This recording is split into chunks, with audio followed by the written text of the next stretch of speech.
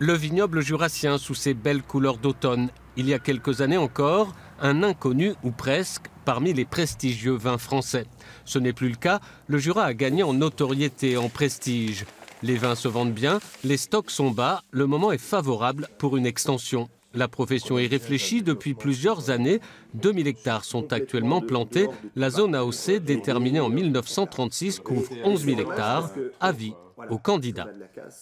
L'idée, c'est d'installer effectivement durablement, de façon cohérente, de développer notre vignoble de façon cohérente et qualitative, en attirant de nouveaux jeunes, en créant de nouvelles exploitations, en confortant les exploitations actuelles.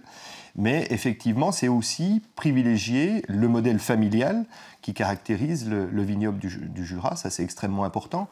Après avoir été salariés, Élise et Émeric ont créé leur domaine il y a 10 ans. 3,5 hectares exploités en location et qu'ils commencent tout juste à pouvoir acheter. Quand on part de rien, franchement oui, 10 ans à en baver, pour pas employer un autre terme, comme nous avait dit un ancien vigneron, vous partez de rien, vous allez en baver pendant 10 ans. Si les difficultés sont nombreuses, les satisfactions aussi. Celle par exemple de côtoyer les clients qui pour beaucoup reviennent, de faire des vins qui expriment leur personnalité, de réussir à faire tourner leur petite entreprise. Élise et Émeric ont eu des moments de découragement, mais jamais ils n'ont été seuls.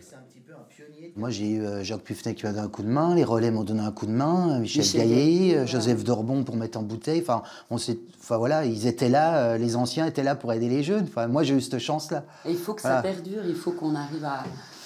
qu'on continue justement pour, déjà pour donner de l'espoir aux jeunes installés, puis leur montrer que voilà, on a un vignoble en pleine expansion, le Jura demande qu'à grandir et à se développer. En quelques années d'existence seulement, le domaine Rath exporte 60% de ses vins, principalement en Amérique du Nord. En 10 ans, la part d'export des vins du Jura est passée de 3 à 13%. Les étrangers connaissent et apprécient les vins du Jura, surtout lorsqu'ils sont en culture biologique et en biodynamie, comme c'est le cas du domaine Rath. À New York, le prix d'une bouteille dépasse souvent 70 €, mais boire du Jura est extrêmement chic. On a un importateur attitré, mais par contre, on a développé le côté clientèle, restaurant, caviste avec notre importateur. Vous pensez qu'il y a encore du potentiel à l'export pour les vins du Jura ? Oui. Mais par contre, il faut faire de la qualité, quoi. Qualité, des vins qui tiennent la route, avec de la structure, avec voilà. Le vignoble pourrait donc s'étendre de 5 à 600 hectares dans les 10 prochaines années. C'est le souhait du comité interprofessionnel. Pour cela, il faudra recenser le foncier réellement disponible et étudier la géologie des terrains, une carte qui pourrait être disponible début 2018.